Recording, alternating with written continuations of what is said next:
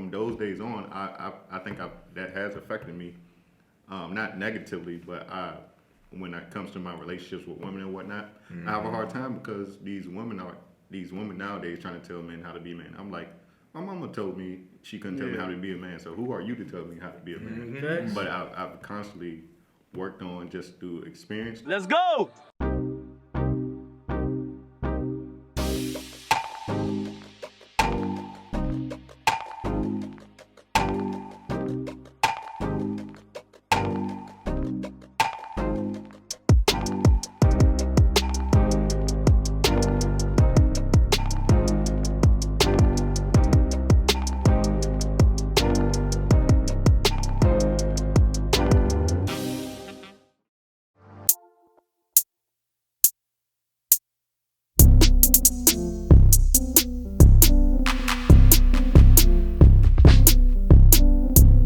Family and friends, welcome to another episode of the FMF Q podcast. I like that. With yours truly, your boy Keith Stupid. And today, I have the honor of introducing a topic. We were on the live last night, the FMF live on Wednesday, and Trey, is always mentioning how us as men don't really talk. So today, we're going to talk about how our parents have an effect on us in our development as full-grown adults. I'm just start off by saying, so I went to therapy 3 years ago, right? Shout out to you. And I'm thinking, I'm going for my, estranged relationship with my significant other. I was 2 sessions in, and then by the 3rd session, we talked about how my parents had an effect on me and why it's trickling down to my relationship. Did you bring it? Did you remember? Did you bring it up, or he or she brought it up? No, I went because I was losing my fucking mind. I was good, going into the relationship, but I don't know if I ain't handled things the right way, but I had a lot of anger. Yeah. I was asking like the therapist bring it up. Yeah, the talk about your parents. Did you bring it up or the therapist? I don't know. I can't remember how it switched to that, but it did, and it kind of rocked my world. Like, she had me crying and everything, man. Right, bro. That's one of the. Sorry to cut you off. That's one of the main things that therapy does is let's unravel this. Let's unspool this ball of trauma that you're carrying around. Because from childhood, most trauma, most traumatic events that you carry stem from the childhood. And with that, from an early age, you got so many things that you just put to the side, so many things that you just try to disacknowledge, so many things that you just repress, that it just becomes routine, it becomes normal to you. So it's a lot of things that you haven't healed from, that you thought that you dealt with because it's been so much time that you've been put to the side, that's why we got a whole lot of people that's not healed out here. So you getting into relationships and you don't know why you feel a certain way. I've been talking a lot about trust this week, and it's a fragile thing, but a lot of people, especially us guys, when it comes to trust, we just like, fuck it, we just not gonna try it at all and give it to nobody because it's such a fragile thing. Like, bro, once that's done, it's done. Dudes though, man. You talk about women, dudes. If you messed us up once, bro. We remember that jump back in 2nd grade, bro. I don't mess with him, bro. He took crayons. I don't mess with him at all. Man, y'all 36, man. I don't care, bro. I still don't rock with him. Come on. It's funny you bring that up because in talking about trust, I think because the way my relationship with my dad went, I've had a hard time making new friends with men. You know what I'm saying? Man. Like y'all are like the first group of friends I've made since my day ones, like went to school with me and whatnot. Because I was always like, don't trust them new niggas over there. Right. My day one dude didn't stay around to like help me out. So how can I trust anybody else? Ooh, yeah, that's how men move, man. We'll, and it's funny, like you said that with men, we don't want to go ahead and forgive people and get the trust on, but we try to blame it on the other sex because they don't do the same thing either. That's a problem. That's a problem. I be thinking like, man, why she don't do this? Like, you don't do the same thing either, bro. So forget that. I was the same way like you when it comes to trusting people. At first, before these guys, I ain't talk to nobody, but this friendly dude here, bro, he don't run. He don't stop. Like, how you doing? I'm like, bro, why you still talking to me? He must be cool, man, because he keeps on, bro. But that's why I love him so much, bro, because he don't give up on people. He knows that the advantages and the positives of forgiving people and keep on moving on, man, because, bro, he the longest friend other than my childhood friends. I have one childhood friend, like you are, that one day one, but the other one's going away because once I lose that trust, I be like, nah, man, I ain't messing with them no more, man. I'm the same exact way, bro. I feel you. Yeah. I think with me, man, it's funny because I think us over here all kind of similar, like introverted, you know, to ourselves. And then we got this dude here. He don't talk to any. What's up, bro? How you doing? He don't talk to anybody. Type of way if you don't talk to him about what's going on, you know what I'm saying? Yeah. Like you feel that type of way, man. But it's good to have those type of people because, man, you need somebody that you can rely on to talk to and, you know, come to and be there for them as well. You know what I'm saying? And I know for me, I know part of the reason why I am the way that I am, stemming back from childhood, is because my father was always working. You know what I'm saying? So I was lucky enough and blessed enough to grow up in a 2-parent household. So I had a mom and a dad there, but my dad was always working. So he was like there, but he won't there. But when I needed him, he was there. Yeah. So like basketball games and stuff like that, he was there. But it's those other little small moments when you might be going through something and, you know, your father not around, and then your mom might be busy doing something else.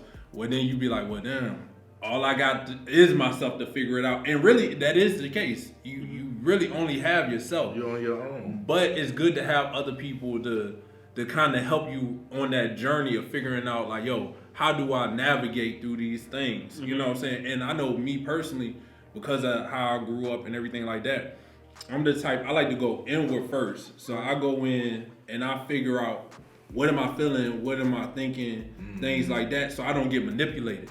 Right. Because I'm always afraid of not being able to think for myself and just doing stuff because when I'm weak or vulnerable, this person who seems stronger, oh, this must be right then. Instead of coming up and figuring out like, yo, what do I really need? What do I really want? Figuring that out, and then I go to other people. So now I can judge on like, yo, this is what I feel. This is what I feel like is right for me. Genuine. Then I go talk to other people, and then I take little tidbits and add it on to what I already thought. So I go into myself first, and I think the biggest person in my life, talking about like childhood and stuff like that, my grandmother. My grandmother always instilled with me like, yo, you gotta be able to stand on your own at the end of the day. No matter what, you can have friends and all that stuff. You gotta be able to stand on your own and what you believe in and stuff like that. So that's something that you said. I'll pose a question to y'all because you talked about this last night when it came to our live. That for some reason they put it on. We have our parents. Sometimes, not talking about our parents, but in most times that we see in our community is that they have kids and then they put it on the grandparents. Yes. Do you think that has, when it comes to our parents or anybody else's parents in our community, does it feel like our parents weren't like prepared to raise us and they always throw it off to the grandparents? Was that something that they were taught that it was a good thing, or y'all think that was a bad thing? Our parents should have been able to raise us rather than our grandparents. Not talking about us, but you know how it is in our community. Man. We got big mamas. I had this conversation with somebody last night, yo, and I remember my great grandparents. I called them Miss. Like I didn't call her grandma. I called her Miss this. It was like a sign of like respect and everything. And I think what it is from my perspective, we got so much trauma and stuff in our lineage. Yep. We have kids early before we ready, and then like you kind of like what you said, the grandparent has to step in to kind of help with the situation. If I may, what you got? So you also have, when they say babies having babies, that's a true statement. So both of these now parents, they're still in their adolescence. They're just coming across their rebellious phase. A bunch of what I ain't gonna do. And you're say it again. a bunch of what I ain't gonna A bunch of what I ain't gonna do. I like that. So you got, a lot of people that's just raising their kids in an atmosphere of rebelliousness. And it's just to get away from the things that you didn't like. But the things that you didn't like usually goes in the line of discipline.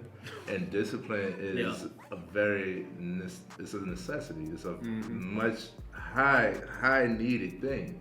Yeah. And it's not a negative thing, but it's seen as negative because what you're telling me is I can't have this, or I don't earn this, or you're taking this away from me. So as a child, as a youth, you like, man, forget the discipline, because I'm gonna do what I want. I want the life that I want, not knowing that it takes discipline to create the lifestyle that you want at that youthful age. So with that youth, what are you teaching the next? You're teaching them, the rebelliousness, the stuff that you're still learning. And it's not, no parent is perfect. So we're not bashing the parents. It's just that a lot of people aren't ready. Who do you know had a planned parenthood? Who do you know said that, like, what, I'm ready to have a child now? Especially at 20 years old. I'm just looking at 16, 17. But where did that come to a realm where I believe exactly what he's saying, but I teeter on that subject when it comes to you're not being ready, because no matter how the technology is going, which is wonderful now, people are delaying having kids longer because of technology. But honestly, our biological clock, especially when it comes to women, and some people may rub it the wrong way, but back then, they was getting married and having kids at 16, 17, 18, 19, 20. But they had more, you say it all the time, they have more principles, more structure. Because they were taught better. They was taught better. When they say it takes a village. I don't agree with that part. What you mean? I think the reason, with the fact of having why they had kids earlier, or why it was a bigger thing, I think it was a more sense of family back then. So that's why grandma was stepping, right? But that's where the principles and stuff would come in. I think. Oh, you mean grandmas ain't teachers, right? No. Oh, I ain't saying that. And I don't think grandmas want to step up now. You know what I'm saying? They in the club. Right, that's what I'm saying. So the younger they get, the less principles they have. But no, go ahead. Wasn't society like a lot different back then? Like there wasn't as much opportunity for women to do other things other than raise a family. But now, they can do anything that men can do. But you can't stop the biological clock. Because so women we have a biological clock? No, I'm not talking about women. I'm talking about women. Okay. When we talk about having, we're capable of having children. Yes, at an early age. Right. So when you step out and start having sex, then yes, you're capable of creating life. Right. And you can do that. I think what you can do is start at 12 years old. I think when they have their first period or something like that. I don't know much about the women. I think that's what so they have a period, they're able to have kids, but that's still no. We don't. We're not condoning it, but no, that's at all. But that's how it was back then. So like with that, like I said, it was still instilled in the, like you said, in the family, and it took a village. And even though things happened, they was like, we're not going to separate. But they had they had a more disciplined mindset towards, like, we're going to keep this here, versus, the one who's in the rebellious phase, like, you know what, I don't like this, I don't get along with that person, and I'm going to just take my child and bounce. And out of that, like, but I know from experience, when it comes to childhood trauma, right, I've unraveled my childhood trauma. My childhood trauma is to want to be wanted. So I've done a lot of things in order to get attention, even if it's the wrong type of attention, and I've cut off people that I felt like were starting to distance a little bit. Let me cut it off now. And it's like a whole lot of things have affected me from that. But when it comes to the parent and the child, it's like, I'm losing my train of thought, but it's like that bridging that gap, it's like you're missing something. It's like, I want something, I'm yearning for something, and in my experience and a lot of other males have had this experience where there's not mama and daddy, or there was mama and daddy and then they separated, and you more than likely you're gonna stick with mother. But no matter who you stick with, we're still human. So like I said, parents aren't perfect. So it'd be a little resentment towards the other. You know, usually it's like, okay, like I don't want to teach you wrong, but at the same time I feel like F that person, you know what I'm saying? Like they left us at the end of the day, so why are you even worried about them? But at the same time, if you want to continue trying to build with them, then you should. But the one that you're with the most, you're gonna be like, okay, well, you're here, you know, I want to, you know, follow you. I want to get it from you. Obviously, if there was a choice and that person's not here, they chose not to be with me. So forget them. You know, I'm just get it from the source for that. And then it's like, well, now you have trust issues. Now you have love issues. Now you don't want to start new relations. Now you have a fear of building and connecting with other people, because eventually you can cut me off too. This is supposed to be the person that created me. That's deep. You're supposed to be here. Deep. You know what I'm saying? I'm telling my life story right now. Yeah. So, Yeah, because you know, my dad left my mom, left our family when I was 7 years old. It was right up the street right here. I remember the day. I could tell you, but I ain't got the time. And you know, it was just my mom. And when I was younger, I would think like, you know, I had a little resentment towards my dad. I never hated him, Right. you know. But back to you were saying, you have that incomplete feeling when you grow up and you don't have this half person that you came from in there to get anything from, right? did you get the same thing that a lot of black men hear when they're younger? He ain't shit. He ain't that. No, my mom. She did good. It was quiet, Right. when my Oh, dad so she left. didn't bad. She No, didn't bad my mom. mom That's was good. raised to be, I think, raised to be a wife. She's still to this day always under her mother. Always learning how to cook. She didn't learn how to cook macaroni and cheese till I was 15. I'm like, at least she's working on it. At least she's working on it. But the one thing I remember my mom consistently telling me and my brothers when we get in trouble or something when we were younger, I can't teach y'all how to be a man. That's all she would say. Real. So from those days on, I think that has affected me, not negatively, but when it comes to my relationships with women and whatnot, I have a hard time because these women nowadays trying to tell men how to be men. I'm like, my mama told me she couldn't tell me how to be a man, so who are you to tell me how to be a man? Facts. But I've constantly worked on just through experience, like, and I'm not knocking my father. You know, like I said, I had some resentment towards him, but I've learned a lot from just observing him from a distance at what not to do in life. And also learning, you know, as I'm starting to talk, we're starting to have more deeper conversations about what went down. And he definitely wasn't He kept it real with you. Yeah, he had me at 27. Not to snitch on him, none. He was in the dope game and a lot of other shit. And you know, he wasn't ready to have children. I know that from reading his court statements and whatnot. You know, but I respect him for that, because I imagine I was really nervous at 27 years old. I was like, all right, this year's gonna happen by accident or on purpose. Like, I have a kid and stuff, and I know I'm not ready for a child. So I've just been constantly through life learning, trying to learn what a man is to me and what kind of man I want to be. And I can damn say I'm doing a pretty damn good job, based on looking all at of you guys. Looking at the What would you say? Because you're the only father in here. What would you say? How did your parents have an effect on you towards how you're parenting now? I took what I felt like they did good and took that, and what I didn't feel like they did good, I tried to avoid those things. And my dad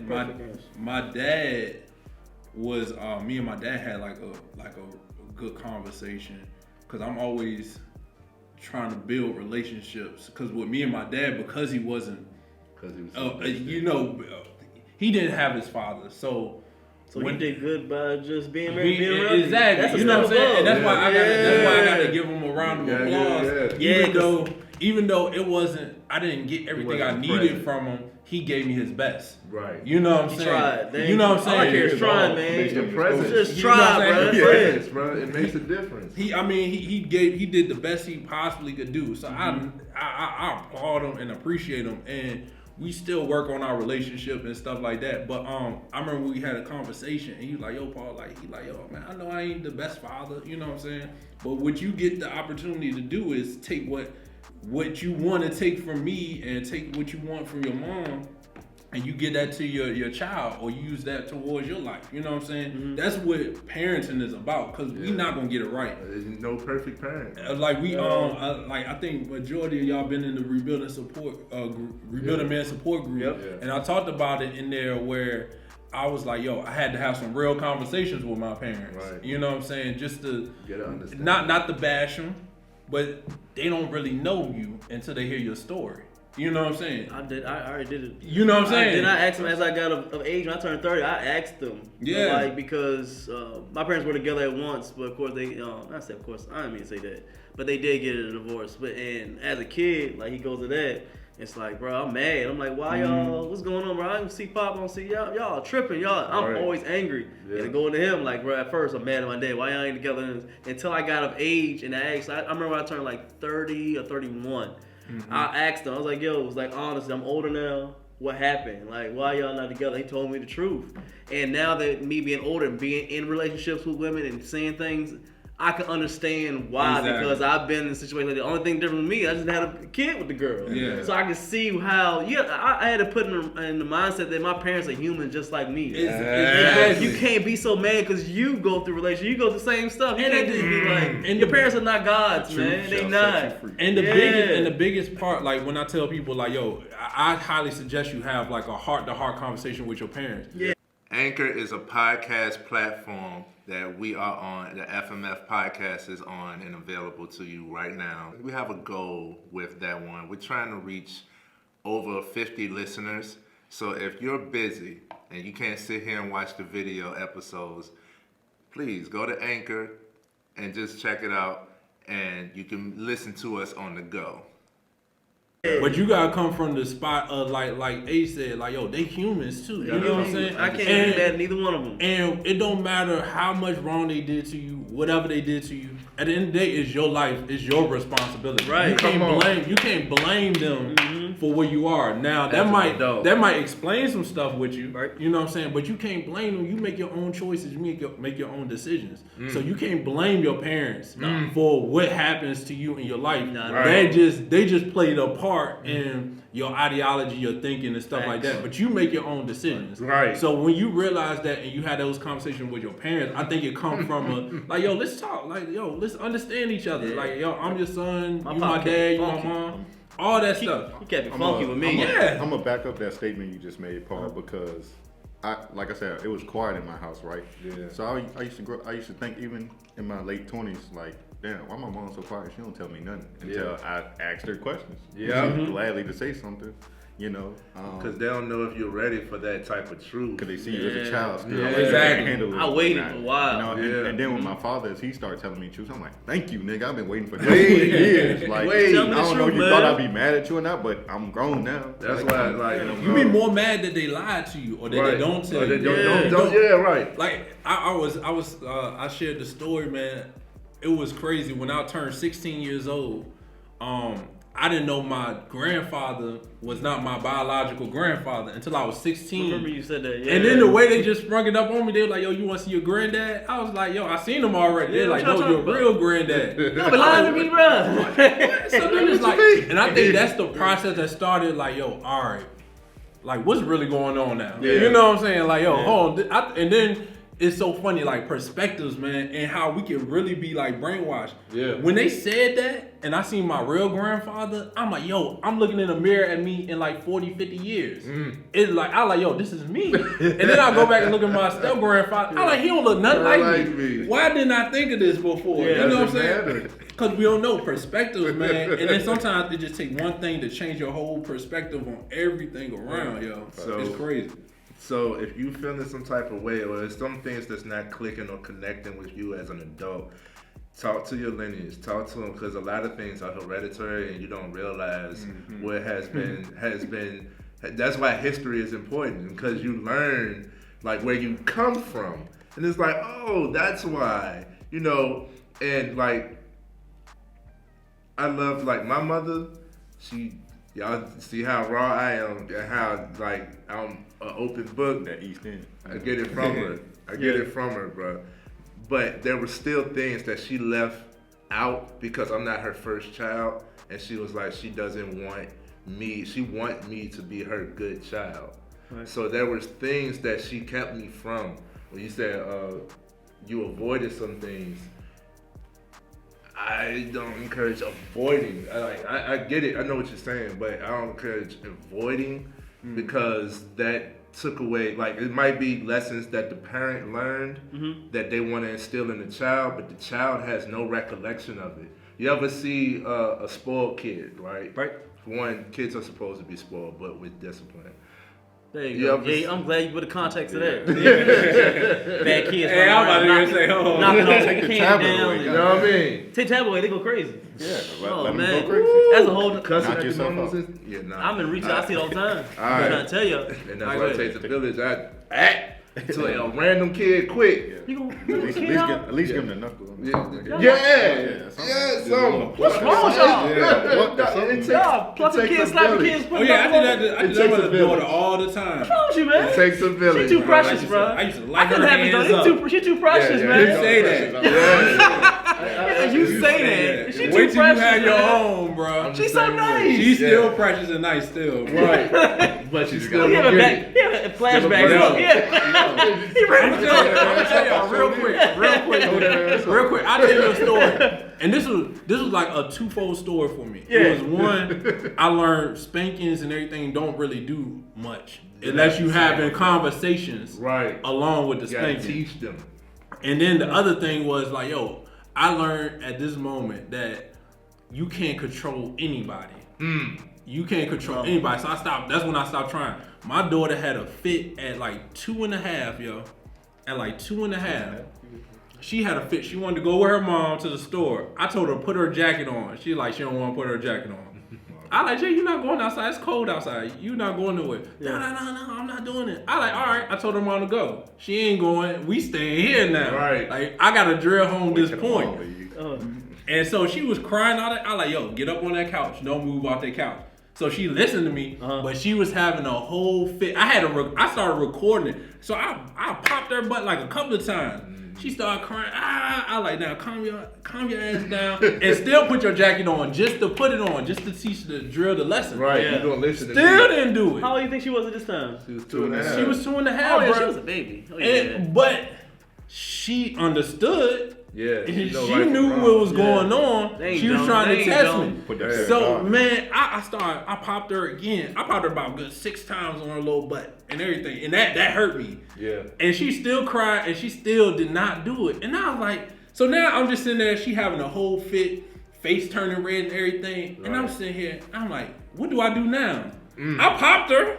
You know what I'm saying? I ain't worried. I did pretty much what I could do. He got us on record. Knocking You know what I'm kids saying? out. He knocking kids out. Yeah. So I'm sitting there. So now I'm like, Dang. I'm sitting here. I ain't a part of this. Get done. Yo, I'm not a part of this. Hey, look, man, parents out there know they gonna understand. So I'm sitting there and I'm like, yo, what do I do now? So then I went over there and I just started talking to her. I like, Jay, and she was like, I like, Jay, why are you crying? Right. She was like, I don't want to put the jacket on. I was like, and all this time, I never asked her why she didn't want to put the jacket on. Yeah. I just told her, do what I told you to do. Right. You know what I'm saying? She's like, Daddy, I get hot in the jacket. And I start sweating, and it just is like she talking like a 2-year-old voice, but I understand what she's saying. Right. So she was like, Daddy, I'm hot. I'm sweating. I don't like the jacket. It make me hot. I like, well, Jay, it's to keep you from catching a cold and getting sick. And do you want to get sick? She was like, no.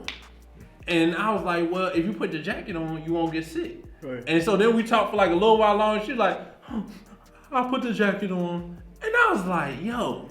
You went through all this. I whooped her butt, bro. Hey. I whooped her butt. I did all of that. And it was just more so just having a conversation with her than the whooping. Right. And I like, damn, I wish I would have started off with this first. This might have saved a lot of time. And then if she still didn't do it, she just wasn't gonna go. Right. But at that moment, that's when I realized like, yo, like, this is my daughter. I'm more physically intimidating than her. and all this stuff. I can whoop her and stuff, and she still might not do what I tell you to do. Right. What that mean about a grown person? You know what I'm saying? Even worse. A grown man or a woman. Yes. Right. All right, I learned my lesson from Can't that. control it. So what I want to highlight right there is that kids are way more retainable than what we think. And when you do think back to your childhood and those types of moments, you can clearly remember certain episodes or certain moments. Yeah, and it's like, I still got the scars. right. and it's like it's silly. I'm serious. But it's like as a kid, your brain is fully functioning enough to be able to absorb whatever the message is. Yeah. And it's like, I know for me, I always ask questions. I was the why kid. Right. You know what I'm saying? So for me, I know for a fact that if you can tell me a reason, then I could respect that. I could get behind that. You know what I'm saying? If you tell me don't go outside and I want to go outside, then I have it's a conflict. It's a problem. Why can't I go outside? Oh, because it might be dangerous out there. You got it. Yeah. I got you. You know what I'm saying? Let me know when it's clear. Yeah. You know what I mean? As a kid, that's how your brain is working. So talk to the kids, parents. That's what I'm saying. And that's why I brought up that word about avoiding, because you didn't avoid that. You know what I'm saying? And you don't avoid certain things. Now with my mother, she's very transparent, very open, no filter. She gonna say something that's gonna be like, you know what I'm saying? Expect that around my mama. You know what I mean? But there still was things, since she wanted to raise me right in her eyes, there was things that she kept from me. So there was things as I was growing into my adolescence, there was things about me that I felt was wrong because she taught me otherwise. And then when I hear her talk now that I'm adult, there's completely no censor. It was already raw. Her, my grandmother, them the gangsters. You know what I'm saying? So now that there's completely no filter, and she tell me what it really was at certain points, mama sold drugs and everything. I was like, that's where I got the hustler spirit from. Yeah. I wish you would have told me that, because now I would have been able to move a little different. Yeah, let me ask you this, Trey, because I similar situation with the drugs and everything. I always felt like, I told y'all my mom was quiet. I felt like she was reserving stuff from us. Right. Do you feel like at a young age, you feel like that was a reason they wouldn't tell you when you were young? Because it could have an adverse effect on you? Absolutely. That's why I said, that's what I was going to say. Okay. When y'all go to have these conversations with your parents, be ready, because you don't know what to expect, and just have an open mind and come from a place of empathy, meaning you just want to understand this person, because they did what they did for a reason. It's no such thing as a coincidence if everything happens for a reason. Real quick. Yes, the other thing too, man, when you have these conversations, you might not like everything you hear. You know what I'm saying? Yeah, you might not like everything you hear. Take it on the chin and keep on rolling. Exactly. You gotta be ready, man, and you gotta be an adult. You gotta put your big boy pants on and be like, you know what? Yo, just give it to me. I asked you the question, I'm gonna be ready for the answer. Yeah. And you just take that and you just keep moving, man. You might be waiting for somebody to give accountability for the things they did to you. Right. And they might not give it to you. Right. You know what I'm saying? And that's okay. You know what I'm saying? You gotta keep moving along. At least you had the conversation, you attempted it. Right. And then for my parents out there, I already know as parents, we try our best, but we never gonna be perfect. Right. As his parents, we gotta be ready to have conversations with our kids, or our kids come to us about conversations. My daughter then came to me and told me, "Daddy, you broke my heart with stuff." You know what I'm saying? And I'd be like, "Woo!" I'm like, "Ow!" I'm like, "Woo!" That shit hurt me, man. And she did, and it was in regards to how I treat her when she was younger, that I didn't even think she remembered stuff. You know what I'm saying? Because I wasn't really around, and she didn't understand me working. You know what I'm saying? And that's the reason why I don't want to have another kid until I'm making a certain amount of money where I can actually be there for him growing up and everything like that. And I would tell you, Paul, though, you said that, you broke her heart, which is a negative thing, but there's always a positive side to it.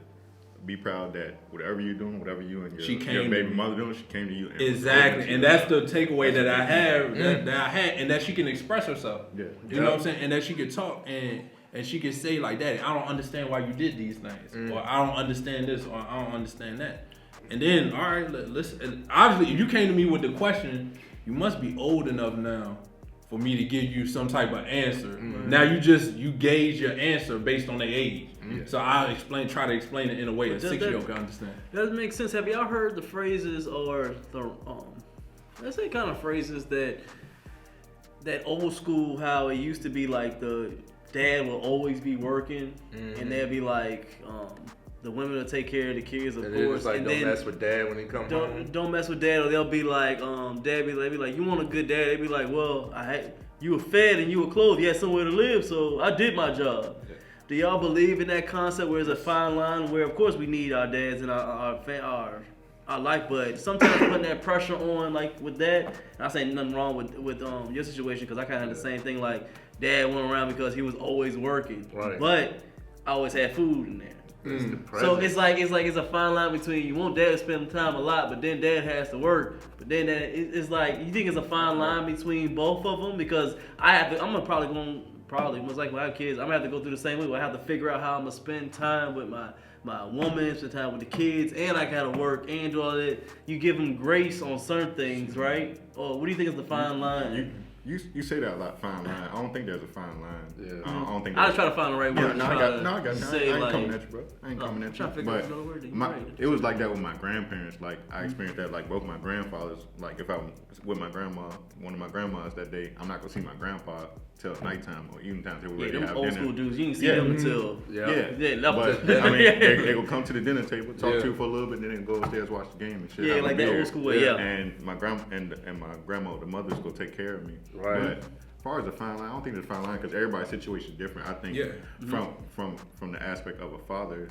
fathers are important. So I think you need to find a way to adjust. Like, everybody working, right? You know, so what you gonna do to really impact your child in a positive way? What it is presence. Okay. It's presence. You need to be able to be present, because there are fathers who spend ample amounts of time with their child, and there isn't this same type of bond as say with you and your grandfather, where it's like, I totally respect this man, I love this man, and I couldn't wait. I knew, like, the structure. I knew he was coming around this time, so I get to get him at the dinner table, and then he get to go on about his business. But at that dinner table, he's fully present. Right. So it's like, I'm getting what I need from him, even though I know it's just in a allotted amount of time. Smaller portion. Right. Get what you need. It's about the power pack. It's about the quality instead of the quantity. Because with me, when I was married and stuff like that, like, yo, when I be home, I be off in my own little world. You know what I'm saying? So I didn't really. I was definitely a father. I took care of my responsibilities and I was there. But I never really tried to build a bond with my daughter. Until, like, I bring that situation up because that was like a big point for me where, like, I learned a lesson, because I never popped my daughter since then. You know what I'm saying? And I never 2.5, and I never needed to. Cause I always get precious, talked to. man. Told you, see. You know what I'm I saying? told you I Not was on her side. I told Let you. me tell you, she got They the want pluck. haymaker kids. She still got the pluck or whatever. But I'm also too. I'm under the impression where I'm more strict with them when they're younger, cause you gotta instill it in them. Yeah. And then as they get older, I kind of loosen up because now they come their own person. So I'm like, when she was a toddler and stuff, I'll just make her put her hands up in the air. Yeah. And her mom be like, yo, why are you doing that? I'm trying to make sure she learn how to listen. Right. You know what I'm saying? And I tell her, keep her hands up until I tell you put it down. Right. And stuff like that. Like, I'm trying to build certain qualities and stuff in her at a young age. So now with me and her, I'm still tough on her, but, like, I give her a little bit more space to express herself and things like that. Because make her own decisions. Because I want her to be able to make good decisions. And if she make a bad decision, I want to be there now. I don't want you to be making bad decisions at 20 because the consequence is gonna be I different. can't. You can't help it then. You're right. Exactly. Once it's out of your hand, like Exactly. I can't You're help an you no adult. more. You're My an dad adult. said that. You You're an gotta adult. deal I with can't it. help you no more. My You gotta dad said take it. accountability for yourself. You're an adult now. Yeah. You know what I'm Exactly, saying? man. And that's amazing what you're doing. Like his child, if y'all haven't seen, his child has already started entrepreneurial ventures and like making her own money and like these types of things. And Check he out the cleared, podcast, man. check out King of DeBerry's podcast. He had a special one. Was it? You put that out like a couple weeks ago. Yeah, put my daughter out Man, there. we're gonna try to put that in the description, man, just by itself. Y'all check it out with his daughter, man. It's dope, That kid. episode made me cry, bro. Yeah. That's why Right. just seeing how happy Big she old was. Leo. Yo, Yeah. he a thug. He crying. Yeah. He's a thug. Yeah, y'all see him. Thug. Yeah, that's So his for real, niece. That's man. his niece. Yeah. I'm Right. making a That's point. niece, man. I gotta make it a point to put it in the description, man. Just check it out for real, man. Right. Sit Yeah. down. It's a dope podcast he So, did. so hats off to you for having Yeah. raising your child. Yeah. Bro. Like I admire that about you, and you show the change that I'll be like is him when I grow up. necessary. Hey, Paul, when I- Y'all could be better than Paul, me. when I have a child, I'm like, yo, what I do with this, man? Yeah. In fact, Like- bro. I be like, you know what to do. Like, yo, because it's in us. Knock him out. You already said it on camera. You're right. Knock her out. You already said it on Hey, camera. man. And look, but my philosophy is you tough on them when they're younger. Because that's what you. Because now you're instilling personality and certain discipline and traits in them. Right. And then as they get older, you got to loosen up because they're going to do what they want to do You anyway. gotta let them express that themselves. That's why you say everybody know right from wrong. I'm like, everybody don't know right from wrong.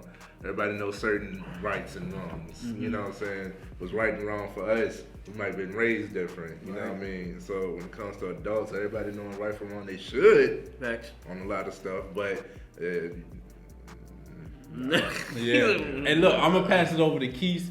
Keith, go ahead and wrap us on up real Yeah, quick. man. So at the end, before you wrap it up, so you say, I ain't trying to go into another tangent. So you said that us going into adulthood as men are our childhood from our parents and everything. It really molds us. Yeah, in a it good does. and And positive it way. does, and you don't know it till you sitting there as an adult still wondering why certain things are the way they are. I agree with you. I agree with you. And I'm gonna close it out with this.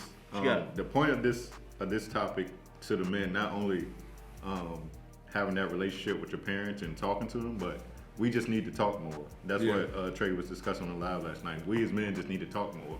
So, because nobody really gonna give you the answers unless you ask sometimes. Right. So let's just talk, open your mouth, and I don't know what to say. Look, you said tagline, man. can't have There you go. community without communication. He Yeah, say it there we every go. time. Yeah, It's exactly. every episode, you gotta put a Community tagline. without You might communication. put that on the shirt. I know, Yeah. right? Yeah. Hey, you never know what's gonna be. Hey, after the podcast, we may have some shirts going, man. Exactly. Apparel right there, man. All right, y'all. Thank y'all for tuning in. Till next Friday, FMF Mod. We out. Appreciate y'all.